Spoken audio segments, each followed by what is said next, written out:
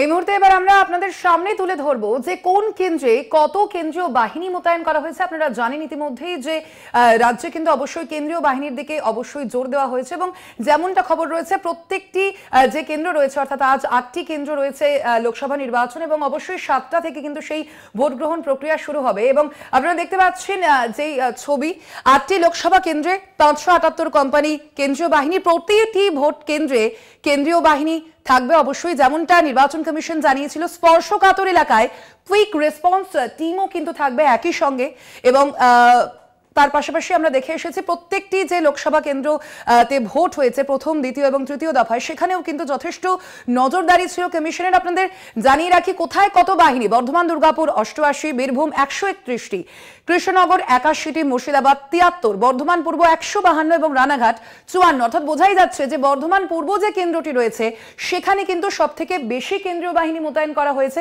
অন্যদিকে বীরভূম যে কেন্দ্র রয়েছে অবশ্যই সেখানে একটা হেভিওয়েট প্রার্থী রয়েছেন বীরভূমের যিনি সাংসদ শতাব্দী রায়, বিদায়ী সাংসদ তিনি, তাকে কিন্তু এবারও প্রার্থী করেছে তৃণমূল কংগ্রেস নেতৃত্ব। এবং অন্যদিকে 8টি যে লোকসভা কেন্দ্র রয়েছে সেখানে 578 কোম্পানি কেন্দ্রীয় বাহিনী কিন্তু মোতায়েন করা হয়েছে। অর্থাৎ বোঝাই যাচ্ছে যে যত দফা বাড়ছে ততই কিন্তু এই কেন্দ্রীয় বাহিনীর সংখ্যা কিন্তু ধীরে ধীরে বাড়ছে। অবশ্যই আপনাদের জানিয়ে রাখি যে 920 কোম্পানি কেন্দ্রীয় বাহিনী কিন্তু মোতায়েনের কথাই বলা হয়েছিল নির্বাচন কমিশনের পক্ষ থেকে এবং প্রতি ভোট কেন্দ্রে কেন্দ্রীয় বাহিনী মোতায়েন করা হবে এমনটাই জানানো হয়েছিল এবং সেই মতোই বোঝা যাচ্ছে 578 কোম্পানি কেন্দ্রীয় বাহিনী কিন্তু আজ রাজ্যে থাকছে। স্পর্শকাতর এলাকায় কুইক রেসপন্স টিমও থাকছে। অবশ্যই বিভিন্ন কেন্দ্রে বেশ কিছু স্পর্শকাতর এলাকা রয়েছে এবং যেমনটা দেখা যাচ্ছে যে বর্ধমান পূর্ব যে কেন্দ্র রয়েছে সেখানে সব থেকে বেশি কেন্দ্রীয় বাহিনী মোতায়েন করা হয়েছে এবং তার পাশাপাশি বীরভূম, অবশ্যই বীরভূম একটি খুব গুরুত্বপূর্ণ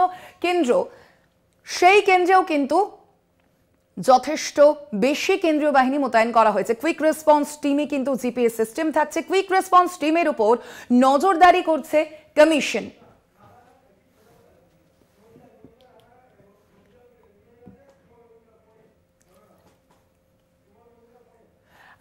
অবশ্যই আমাদের এবার যে নজর থাকবে যে কেন্দ্রের দিকে, এই যে কেন্দ্রীয় বাহিনী আছে এবং তার পাশাপাশি আমাদের নজর থাকবে নদিয়ার দিকে। আজ কিন্তু নদিয়ার কৃষ্ণনগরে ভোট রয়েছে এবং তার পাশাপাশি সেদিকেই কিন্তু আমাদের নজর থাকবে। নদিয়া থেকে রয়েছেন আমাদের প্রতিনিধি সুবল মজুমদার। সুবল, আজ অবশ্যই আমরা জানি যে কৃষ্ণনগর এবং রানাঘাট কেন্দ্রে কিন্তু ভোট রয়েছে, সামগ্রিকভাবে এই মুহূর্তে কি ছবি? দেখো, কৃষ্ণনগরের জন্য 84 কোম্পানি কেন্দ্রীয় বাহিনী এবং 20টি কিউআরএস টিম এবং রানাঘাটের জন্য রয়েছে 53টি কেন্দ্রীয় বাহিনী কোম্পানি এবং 12টি কুইক রেসপন্স টিম, যেটা সকাল থেকেই কিন্তু বিভিন্ন বুথে এই মুহূর্তে কিন্তু বেশ লম্বা লাইন পড়েছে। আবহাওয়া ভালো, তাই সকাল থেকেই কিন্তু দেখা যাচ্ছে বিভিন্ন বুথগুলোতে মানুষ কিন্তু চলে এসছে এবং লাইনে দাঁড়িয়েছে। যদিও 7টা থেকে ভোট শুরু হওয়ার কথা, কিন্তু ইতিমধ্যেই আমরা দেখতে পাচ্ছি পুরুষ মহিলা উভয় যারা উভয়ে কিন্তু এই ভোটের লাইনে দাঁড়িয়েছে এবং ভোট দেওয়ার জন্য তারা প্রস্তুত হয়ে আছে। আর এই মুহূর্তে যেটা দেখা যাচ্ছে যে সমস্ত বুথগুলোর সামনেই কিন্তু ভোটাররা দাঁড়িয়েছে এবং অপেক্ষা করছে ভোটদান কখন শুরু হবে তার জন্যই কিন্তু দাঁড়িয়ে আছে। এবং প্রশাসন বিশেষ করে অতি সক্রিয় এবং কেন্দ্রীয় বাহিনীও যেভাবে রয়েছে তাতে করে সুষ্ঠু নির্বাচন সকলেই আশা করছে। স্বর্ণালী, একদমই সুবল, তার পাশাপাশি আরো একটি বিষয় জানতে চাইবো তোমার কাছে যে কৃষ্ণনগর যে লোকসভা কেন্দ্র রয়েছে সেই লোকসভা কেন্দ্রে কিন্তু আমরা দেখেছি যে 2019 সালে মহুয়া মৈত্র কল্যাণ চৌবেকে অর্থাৎ বিজেপি প্রার্থীকে 65,000 ভোটে হারিয়েছিলেন। সেক্ষেত্রে এবার কি মনে হচ্ছে গতি প্রকৃতি অর্থাৎ যে ভোটের যে প্রবণতা সেটা ঠিক কোন দিকে যেতে পারে, যেহেতু আমরা জানি যে বহিষ্কৃত সাংসদ কিন্তু এখন বর্তমানে মহুয়া মৈত্র, কি জানা যাচ্ছে এখনো পর্যন্ত? দেখো, যেটা হচ্ছে কৃষ্ণনগর লোকসভা কেন্দ্রে কিন্তু কৃষ্ণনগর উত্তর এবং দক্ষিণ ছাড়া বাকি নাকাশিপাড়া, পলাশিপাড়া, তেহট্ট এবং চাপড়া, এই যে 7খানে বিধানসভা কেন্দ্র আছে সেখানে কিন্তু সংখ্যালঘু সম্প্রদায়ের মানুষের বসবাস অত্যন্ত বেশি। বিশেষ করে চাপড়া থেকেই কিন্তু গতবার সব থেকে বেশি লিড দিয়েছিলেন মহুয়া মৈত্র এবং সেক্ষেত্রে দাঁড়িয়ে এবার কিন্তু একটা ফ্যাক্টর হয়ে দাঁড়িয়েছে, সেটা হচ্ছে সিপিএম এ এস এম সাদি, যিনি দাঁড়িয়েছেন এই সিপিএম এর পক্ষ থেকে কংগ্রেস সমর্থিত, সেই যে তার যে পক্ষে কতটা সংখ্যালঘু ভোট টানতে পারে বা সুইপ করতে পারে তার উপরে কিন্তু নির্ভর করছে এই এই বিশেষ করে এই কৃষ্ণনগর লোকসভা কেন্দ্রের ফলাফল। এখানে বলা বাহুল্য যে কৃষ্ণনগর লোকসভা কেন্দ্রের যে বিধানসভা যে ভোট হয়েছিল, যেখানে 7টির মধ্যে শুধুমাত্র কৃষ্ণনগর উত্তরেই কিন্তু বিজেপি জিতেছিল, বাকি 6টিতেই কিন্তু তৃণমূল জিতেছে। তাই সেই ধারা যদি বজায় থাকে তাহলে অবশ্যই মহুয়া মৈত্র জেতার সম্ভাবনা অত্যন্ত বেশি। স্বর্ণালী, অবশ্যই সুবল, সেক্ষেত্রে যদি বিধানসভা যে নির্বাচনের ফলাফলের দিকে আমরা নজর রাখি তাহলে তৃণমূল অবশ্যই এগিয়ে রয়েছে, কিন্তু তার পাশাপাশি অবশ্যই আমরা জানি যে মহুয়া মৈত্র তিনি কিন্তু বর্তমানে বহিষ্কৃত সাংসদ এবং তার বিরুদ্ধে যখনই বিজেপির কেন্দ্রীয় নেতৃত্ব, শীর্ষ নেতৃত্ব তারা এসেছেন, তারা কিন্তু সুর চড়িয়েছেন। সেক্ষেত্রে তার কি বিরূপ কোনো প্রতিক্রিয়া পড়তে পারে, প্রভাব পড়তে পারে এই ভোটে, কি মনে হচ্ছে? দেখো, পাখির চোখ, বিশেষ করে প্রধানমন্ত্রীর পাখির চোখ ছিল কিন্তু এই কৃষ্ণনগর লোকসভা কেন্দ্র। তার একটা বড় কারণ, সে এই মহুয়া কিন্তু সংসদে বারবার কিন্তু বিভিন্ন প্রশ্ন করেছেন এবং বিভিন্ন ভাবে যে প্রশ্ন করাকে বিব্রত করেছে সরকারকে, এই কথা বলার অপেক্ষা রাখে না। এবং সেই কারণেই কিন্তু দেখো, এখানে প্রথম যে সভাটি করেছিলেন আরামবাগের পর মার্চের 1 তারিখে, সেটি কিন্তু এই কৃষ্ণনগর যে লোকসভা কেন্দ্র সেখান থেকে, এবং এখানে কিন্তু অত্যন্ত ভাবে বিশেষ করে জোর দিয়েছে কেন্দ্রীয় নেতৃত্ব। একদমই সুবল, অর্থাৎ বোঝাই যাচ্ছে যে শাসক বিরোধী দুই নেতৃত্বই কিন্তু এই যে কেন্দ্র রয়েছে সেই কেন্দ্রে যথেষ্টই গুরুত্ব দিয়েছে। আপাতত ধন্যবাদ তোমায় সুবল। আমরা কথা বললাম, আমাদের প্রতিনিধি সুবল মজুমদার ছিলেন ফোন লাইনে। আপনাদের জানিয়ে রাখি, আজ রাজ্যের 8টি লোকসভা কেন্দ্র, সেই লোকসভা কেন্দ্রে ভোট গ্রহণ প্রক্রিয়া রয়েছে এবং বহরমপুর, কৃষ্ণনগর, রানাঘাট, বোলপুর, বীরভূম, বর্ধমান পূর্ব, বর্ধমান দুর্গাপুর এবং আসানসোল, এই যে 8টি লোকসভা কেন্দ্র রয়েছে সেই লোকসভা কেন্দ্রে ভোট রয়েছে। এবং আপনারা কলকাতা টিভির পর্দায় যে গ্রাফিক্যালি আমরা যে প্রেজেন্ট করছি আপনাদের সামনে, যে কুইক রেসপন্স টিমের উপর কিন্তু নজরদারি রয়েছে কমিশনের। অবশ্যই কেন্দ্রীয় বাহিনী মোতায়েনও করা হয়েছে। আমরা কথা বলবো কৃষ্ণনগর থেকে, সরাসরি রয়েছেন আমাদের বিশেষ প্রতিনিধি সুচন্দ্রিমা। সুচন্দ্রিমা, অবশ্যই আমরা জানি যে কৃষ্ণনগর কিন্তু একেবারে একটি হেভিওয়েট কেন্দ্র এবং সেখানে অবশ্যই মহুয়া মৈত্র রয়েছেন, রাজমাতা অমৃতা রায় রয়েছেন এবং অবশ্যই বোঝাই যাচ্ছে যে শাসক বিরোধী যারা যে নেতৃত্ব রয়েছেন তারা কিন্তু যথেষ্টই গুরুত্ব দিচ্ছেন কৃষ্ণনগর যে লোকসভা কেন্দ্রকে। এবং এই মুহূর্তে সামগ্রিকভাবে কৃষ্ণনগর যে লোকসভা কেন্দ্র রয়েছে তার কি ছবি? দেখো, আর মাত্র কিছু সময়ের অপেক্ষা পরেই 4র্থ দফার ভোট গ্রহণ পর্ব শুরু হবে। আমি এখন দাঁড়িয়ে রয়েছি কৃষ্ণনগর লোকসভা কেন্দ্রের একেবারে শহরের প্রাণকেন্দ্রে লেডি মাইকেল বিদ্যালয়, যেখানে 12 নম্বর বুথ, এবং এখানে মক টেস্ট আর কিছুক্ষণের মধ্যে শুরু হতে চলেছে। ভোট গ্রহণ কেন্দ্রে যে কর্মীরা, তারা সরঞ্জাম সামগ্রী যা খোলা হচ্ছে এবং শেষ মুহূর্তের যে প্রস্তুতি, অর্থাৎ বলা যেতে পারে এরপরেই ভোট গ্রহণের পর্ব যেখানে শুরু হবে, তাদের ব্যস্ততা শুরু হয়ে যাবে গোটা দিন ভরের। তার আগে যে ছবিটা মূলত দেখা যায়, সেখানে কাগজপত্র মিলিয়ে দেখা এবং ভোট কর্মীদের উপস্থিতি কিন্তু বলে দিচ্ছে যে যথেষ্ট উৎসাহী এবং প্রস্তুত তারা। 12 নম্বর বুথ কৃষ্ণনগর উত্তর বিধানসভার মধ্যে পড়ছে। এই কৃষ্ণনগর শহরের যে জায়গায় আমি দাঁড়িয়ে রয়েছি, স্কুলটি, এর আশেপাশে বেশ কিছু আরো বুথ রয়েছে এবং গোটা দিনভর কৃষ্ণনগরের দিকে আমাদের নজর থাকছে। কারণ তুমি যেমনটা বললে স্বর্ণালী, অবশ্যই হেভিওয়েট কেন্দ্র কৃষ্ণনগর। এবারে অর্থাৎ বাংলার 42টি কেন্দ্রের মধ্যে আজকে যে 8টি কেন্দ্রে নির্বাচন হতে চলেছে তার মধ্যে অন্যতম গুরুত্বপূর্ণ এই কারণেই, কারণ অবশ্যই হেভিওয়েট প্রার্থী তৃণমূল কংগ্রেসের মহুয়া মৈত্র এবং বিজেপি যাকে প্রার্থী করেছেন কৃষ্ণনগরের রাজমাতা অমৃতা রায়, তিনি এবার সেই মহুয়া মৈত্রকে কি ফাইট দিতে প্রস্তুত, বা এখানকার সাধারণ মানুষ, যা বিধানসভার সময় আমরা নজরে দেখেছিলাম যে 7টি বিধানসভার মধ্যে একমাত্র কিন্তু এই কৃষ্ণনগর উত্তর, যেখানে আমি দাঁড়িয়ে রয়েছি, এই বিধানসভায় বিজেপি তার দখলে রাখতে পেরেছিল। কিন্তু সেখানে বিধায়ক মুকুল রায়, তার রাজনৈতিক অবস্থান, আপাতত তিনি অসুস্থ, এটাই আমাদের সকলের জানা।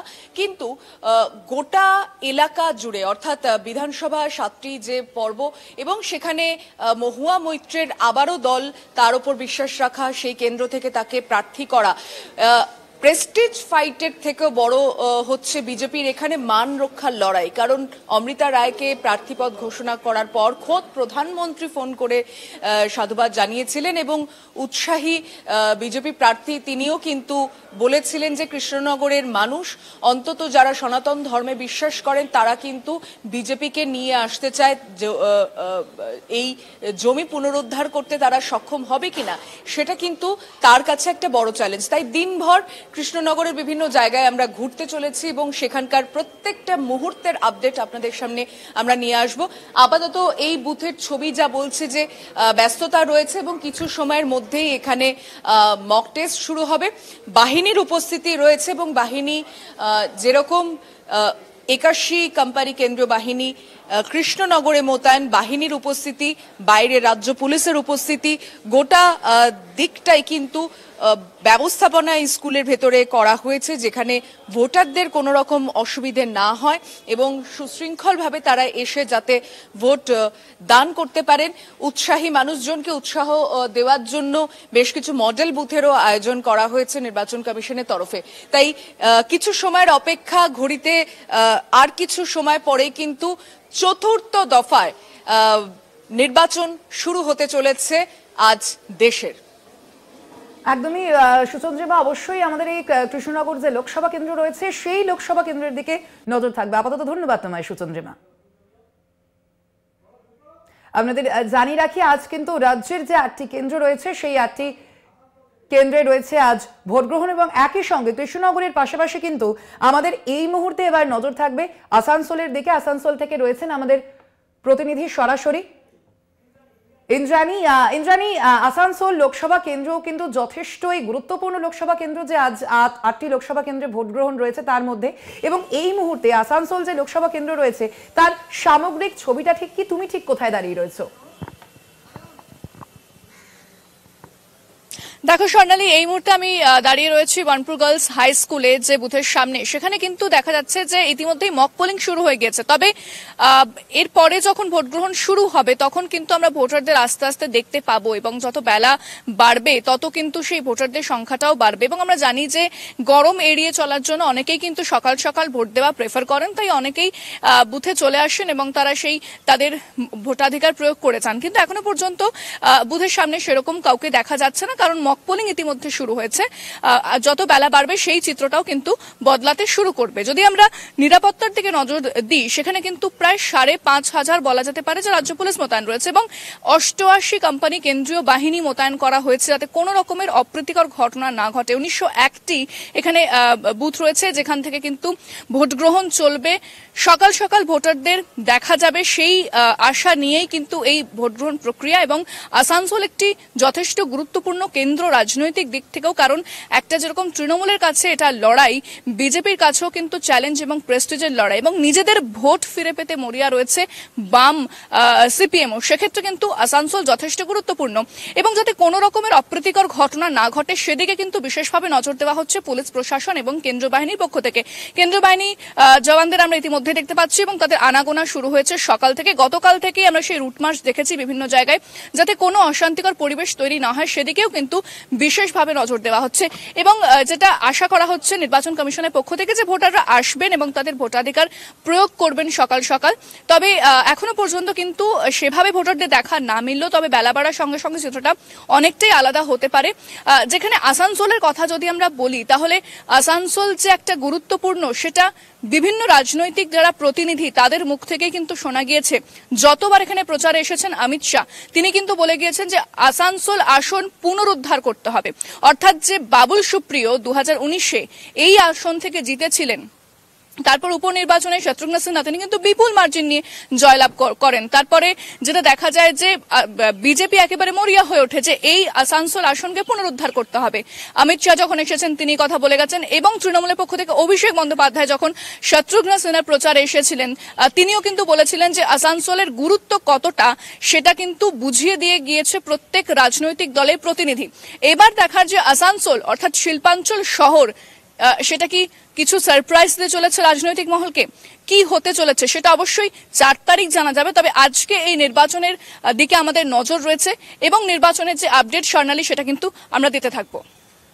অবশ্যই জানি, অবশ্যই এই আসানসোল লোকসভা কেন্দ্রের দিকেও আমাদের নজর থাকবে। আর কিছুক্ষণের মধ্যেই ভোট প্রক্রিয়া শুরু হবে, অবশ্যই তারপরেও তোমার সঙ্গে আবারও আমরা যোগাযোগ করবো। আপাতত ধন্যবাদ তোমায় ইন্দ্রাণী। আসানসোল থেকে ছিলেন আমাদের প্রতিনিধি ইন্দ্রাণী, আমরা কথা বললাম তার সঙ্গে। আজ রাজ্যের 8টি কেন্দ্রে ভোট রয়েছে, বর্ধমানের 2টি কেন্দ্রে ভোট রয়েছে, বর্ধমান পূর্ব এবং বর্ধমান দুর্গাপুর।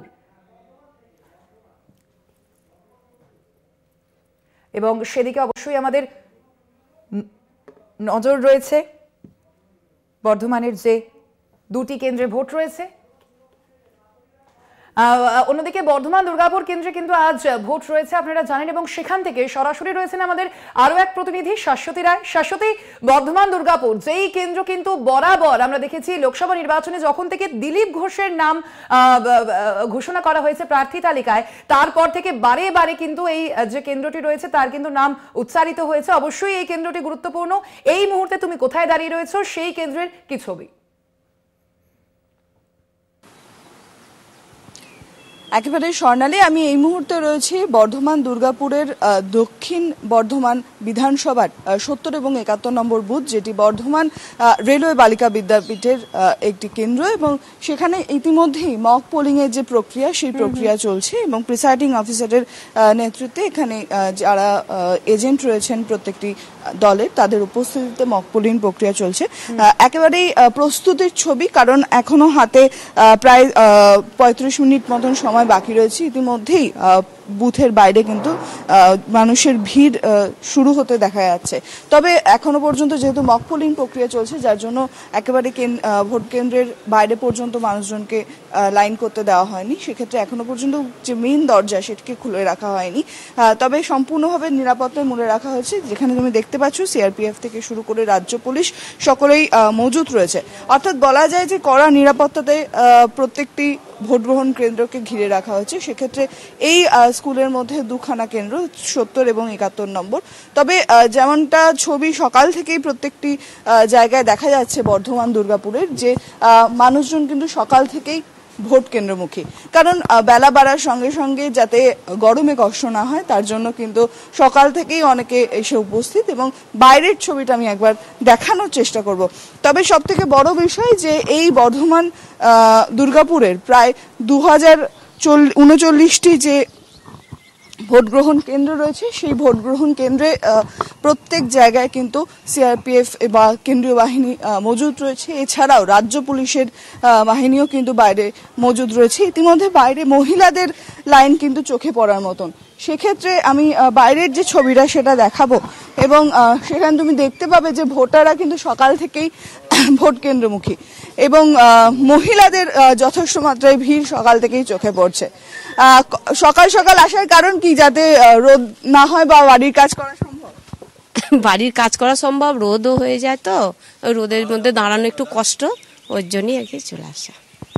সকালবেলা চলে এসেছেন? সকালবেলা এসে ভালো লাগে, ঠান্ডা ঠান্ডা ভোটটা দিয়ে যেতে পারি। ভিড় এড়াতে কি তাড়াতাড়ি আসা? তার ভিড় এড়াতে তাড়াতাড়ি আসা। এর সঙ্গে সঙ্গে আমার মনে হচ্ছে এখানে নতুন ভোটার রয়েছেন যারা প্রথমবার ভোট দেবেন। এবছর কি প্রথম ভোটার? না না, আগে দেখা হয়েছে। সকাল সকাল কি ভিড় এড়ানো? হ্যাঁ। কোথা থেকে আসছে? এই আমাদের এই গোলঘর রোদের জন্য তাড়াতাড়ি চলে আসছি, যাতে ভিড় না হয়। তাড়াতাড়ি সকাল সকালে ভোট দেওয়ার জন্য আসলাম। নিজের গণতান্ত্রিক অধিকারকে প্রয়োগ করতে সকলেই কিন্তু সচেষ্ট এই বর্ধমান দুর্গাপুর লোকসভা কেন্দ্রের প্রত্যেক ভোটার। এবং যেমন ছবি দেখা যাচ্ছে যে সকাল থেকেই মানুষজন কিন্তু ভোট কেন্দ্রের বাইরে ভিড় করছেন এবং নিজেদের গণতান্ত্রিক অধিকার প্রয়োগ করতে গণতন্ত্রের এই সব থেকে বড় মহোৎসবের 4র্থ দিনে সকলেই কিন্তু একেবারে ভোট কেন্দ্রমুখী। একদমই শাশ্বতী, শুধুমাত্র তাই নয়, আমরা কিন্তু দেখেছি যে বর্ধমান দুর্গাপুরের যে বিজেপি প্রার্থী দিলীপ ঘোষ, তার মুখে কিন্তু বারংবার কখনো তিনি পুলিশকে হুমকি দিয়েছেন, হুঁশিয়ারি দিয়েছেন, কখনো বা তিনি হুমকি দিয়েছেন রাজনৈতিক নেতৃত্বকে। সেক্ষেত্রে আজ রাজ্য পুলিশ এবং কেন্দ্রীয় বাহিনী কতটা প্রস্তুত, কি মনে হচ্ছে?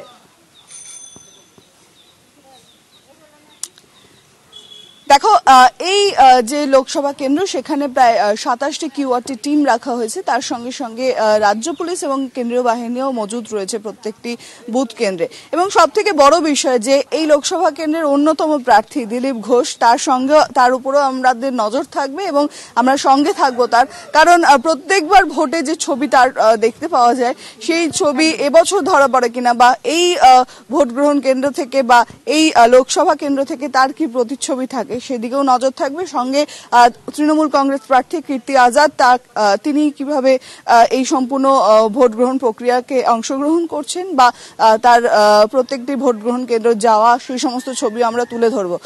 এবং সব থেকে বড় বিষয় যে প্রত্যেকটি ভোট গ্রহণ কেন্দ্রে কিন্তু যেমন ছবি তোমাকে আমি দেখালাম যে কেন্দ্রীয় বাহিনীর তদারকি রয়েছে, এবং সব থেকে বড় বিষয় এবার ভোটে কোনো রকম কোনো সিভিক ভলেন্টিয়ার নেই, শুধুমাত্র রাজ্য পুলিশে কর্মরত যে সমস্ত পুলিশ কর্মীরা রয়েছেন তারাই কিন্তু ভোট গ্রহণ কেন্দ্রের থাকতে পারবেন, সেরকমই নির্দেশিকা জারি রয়েছে। এবং সব থেকে বড় বিষয় এই ভোট গ্রহণ কেন্দ্রের বাইরে 144 ধারা জারি রয়েছে, তাই সেই কারণে কোনো রকমভাবে কোনো জমায়েত করা যাবে না প্রায় 100 মিটারের মধ্যে, সেই সমস্ত নির্দেশিকা জারি রয়েছে। এবং সেই সমস্ত গাইডলাইন মেনেই কিন্তু ভোট প্রক্রিয়া শুরু হতে এখনো বেশ কিছুটা সময়, তবে মানুষজনের উৎসাহ এবং উদ্দীপনা চোখে পড়ার মতো।